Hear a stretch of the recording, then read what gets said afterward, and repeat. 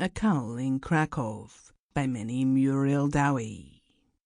It was while I was in Krakow, spending my days happily and quietly in wanderings whose vagueness I jealously guarded from the narrowing influences of the guidebook. My excursions had been governed by a principle which holds a vast amount of satisfaction for me.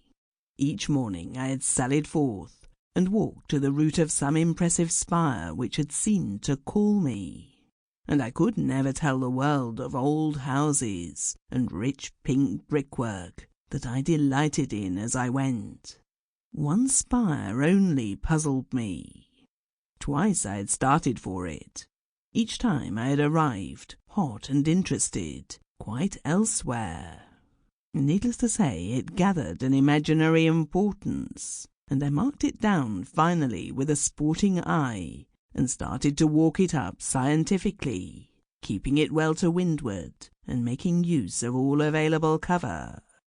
I skirted the somewhat French quarter of the town and passed through the Jewish colony, and thence away by a road that seemed aiming for the open country, when at length I recognized my spire, caught up in a thicket of big trees, from which grew the long sides of a raspberry-coloured building, of many windows and a pervading silence. Silences slept in its courtyard, and beneath the empty arches of its doorways. Silence browsed with a brown cow in the centre of its grass plot. In all the rooms and ways of it, nothing was stirring. And yet it did not seem dead. On the contrary, windows were open, and curtains not a fortnight starched fluttered at its sills.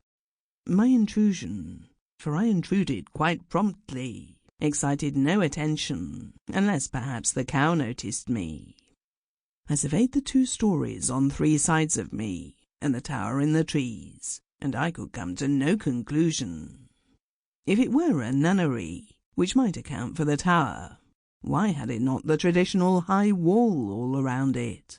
Why was it open to the little byway and gate through which I had approached? Where was the surly porter, who through a grating should have kept the world at bay? Now I do not need anyone to tell me that my next act was inexcusable.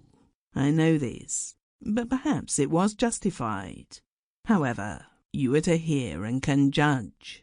I walked in at one of those doorways, choosing for preference one through which a sunbeam was preceding me, and I set a resolute but reasoning foot upon the stairway. It was thus I reasoned. The worst that could happen to me would be to... Sample complete. Ready to continue?